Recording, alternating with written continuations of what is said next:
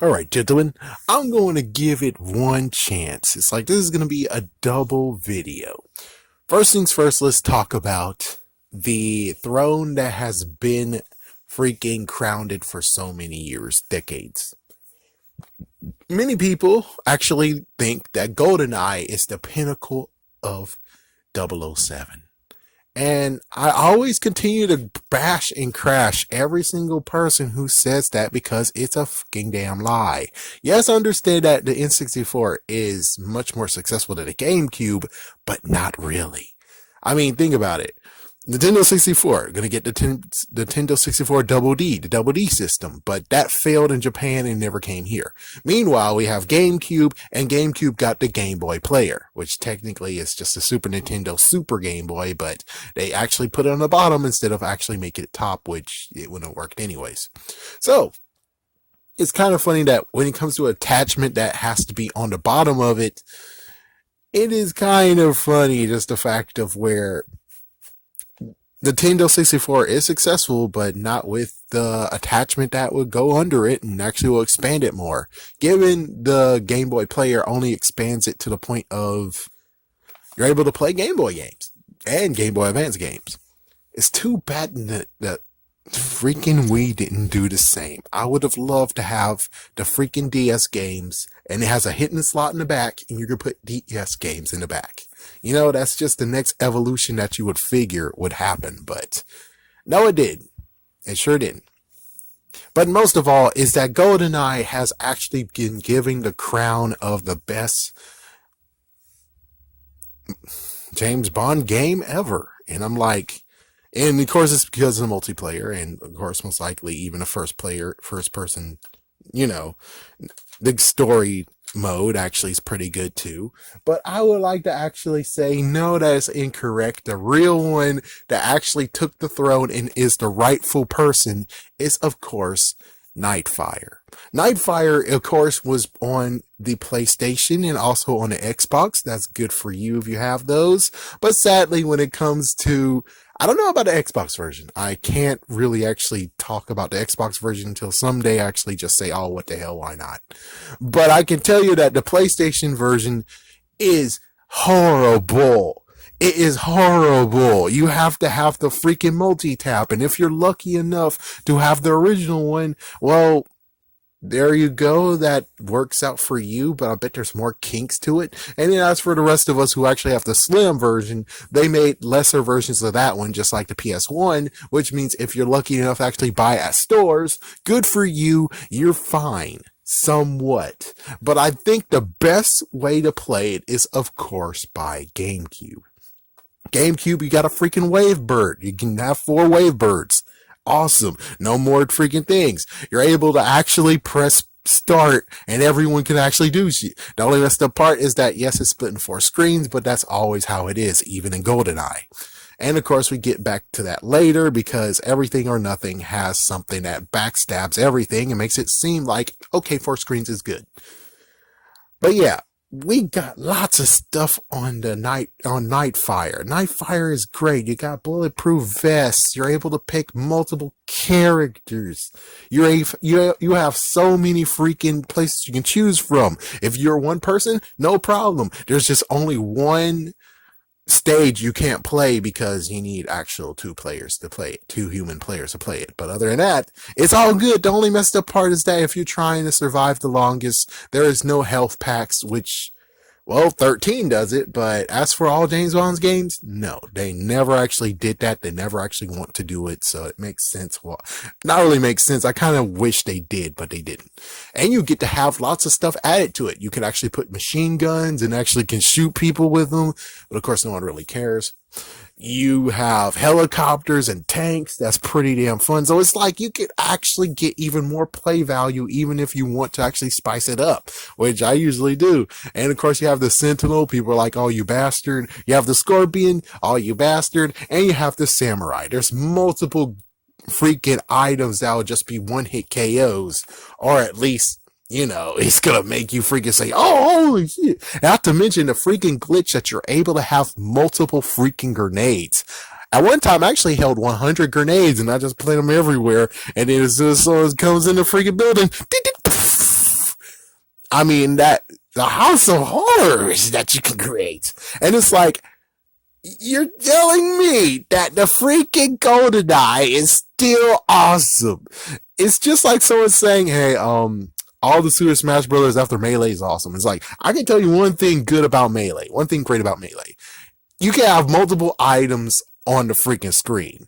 Because these days, after Melee, all of the freaking landmines you land, well, frick me, they disappear after a few seconds of not being actually activated. What the fuck? Many other things. It's like, how come you guys decreased the power on that? I understand the Switch and on 3DS, but what the freaking deal is with the Wii and also the freaking Wii U? That's some crap, man.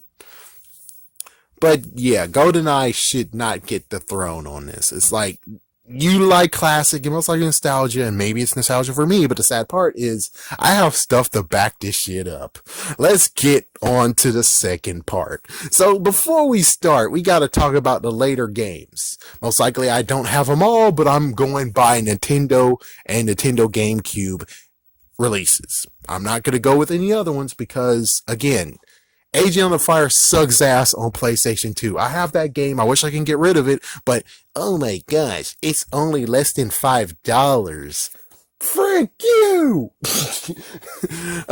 So, yeah, and it's not going to give me a good benefit of selling it. So, yeah, that's the messed up part on that one. But anyways, we'll go with Agent on the Fire on the GameCube. I just played it to actually test it because I bought that one because I thought it was freaking Nightfire. Well, not really thought of it. I looked in there, it wasn't Nightfire, but considering I do have a loose copy of Nightfire, I can actually complete the other Nightfire I got. So because of that, now I have Agents on the Fire. I played the multiplayer mode, and the multiplayer mode is not as good as you wish. Not to mention, you can't do what you can do in GoldenEye, chances are, and you can't do what you can do in freaking game on Nightfire. Most likely because I don't understand this shit. But the thing is, more than anything, is like, dude, it's just no. Okay, it's just freaking damn no. I mean, I have no idea how many players you can actually unlock in that shit, but it's just a freaking damn no. Not to mention the freaking robots. Unbelievable. The robots are so damn primitive. They jump around as if they're freaking from Halo or freaking Splatoon. Or it's like somehow, apparently, the crappy bastards who jump around in video games that are real people apparently are as primitive as freaking the robots in Agent on the Fire. How sad is that shit? So yeah, I played it. It was pretty okay, and it was alright, but Nightfire has a better handle on it. I'm sorry, but it is. And of course, it's the game after this one. So they perfected the formula to actually match and beat GoldenEye. But the crazy part about that is, of course, I haven't played Russia with Love. I tried doing multiplayer on that one. I only have it on PlayStation 2, which, of course, you know what that means. It sucks. But I will say the story mode actually is interesting. It's like the story mode is interesting. So then we get the real next one to this, which is, of course, Everything or Nothing. The game I actually will freaking bash the hell out of. The bastard who stole my DS actually loves the game. Me, I hate the freaking game. Because when it comes straight down to it, when you want to have friends over and play, do you actually just be like, hey, we're going to play single player and we'll pass the controller around? No, we're here for the freaking multiplayer. So what you got?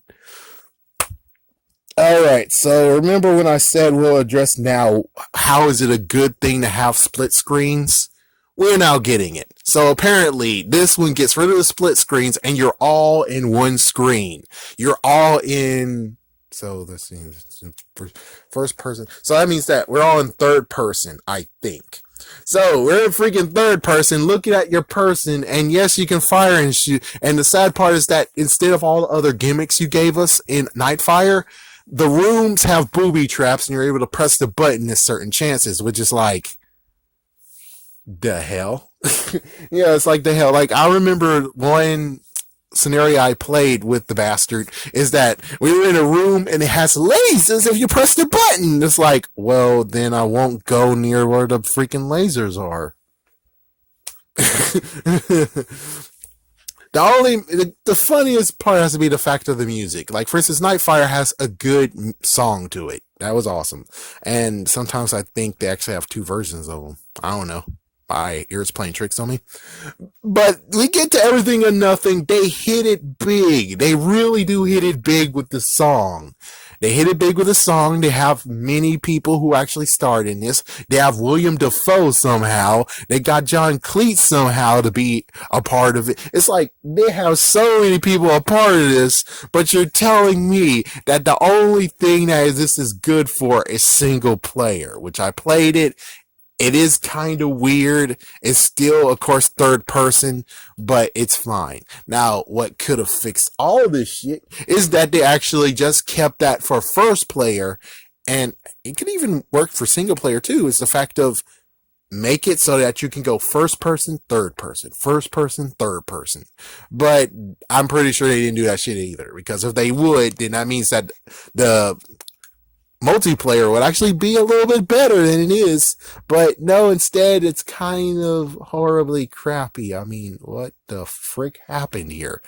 It's like they perfected the formula of GoldenEye and they made it Nightfire, and Nightfire is the perfect perfection of GoldenEye. But then all of a sudden they decided to just mix up the formula, which is a dumb idea. And they basically, it's like, how the frick, even Agent of the Fire was like, yeah, we're not going to mess with the formula that much. And you decide to mess with the formula so damn much that it's like, this should have been a step up from Nightfire, and you wrecked it. Somehow you wrecked the EA Games imagined everything. And of course you're like, oh, well, check it out. We also have a Game Boy Advance game you can hook up on it. And it's like, yeah, the bastard with DS also had that too. He also had the freaking Game Boy Advance game. Who gives a shit about all this shit? I'm here for the freaking multiplayer. That is what we're all freaking down here. Raise your hand if it's like, I'll even go with you guys. It's like, please, let us all unite for one thing, guys who love GoldenEye, and you want to freaking just say, you, show me the middle finger, punch me in the freaking jaw or something. It's like, let's come together and say one thing. We're all here when it comes to the James Bond games is the multiplayer. Am I freaking damn right? So how the fuck is Everything or Nothing the dumbest idea ever of mixing the formula up to this shit? It's like, at least the good news is that we can all agree that GoldenEye is better than this piece of shit right here.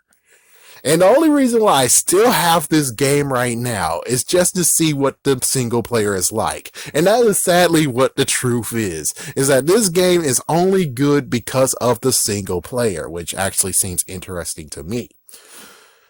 And of course, From Russia with Love actually is interesting too, but it's like, you all could have been freaking damn better. Your multiplayer would actually be pretty damn good if you guys actually stick to your damn original formula. With all your herbs and spices, 4-player, split screens, third person. It's like, that's first person. It's like, yeah, that's all I'm trying to say is that we actually had a good recipe here, and I don't know why you freaking ripped it and screwed it up.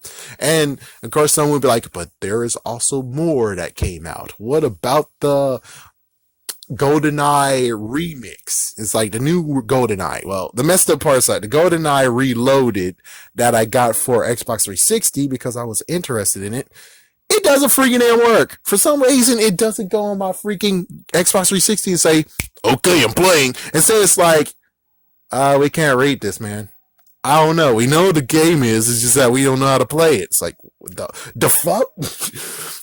As for the Wii version, pretty good. It's pretty cool. It's that technically it's like the arcade version. I haven't actually tried. I think you can't even do the whole, Wii Pro controller part of that one. I don't think you can. So, yeah, it's just basically an arcade version. But I'm just here to say that Everything or Nothing should be happy because I am a few few steps away from actually lighting this whole entire damn thing on fire. That's right, going to the grill and lighting it on fire. That's how much it sucks.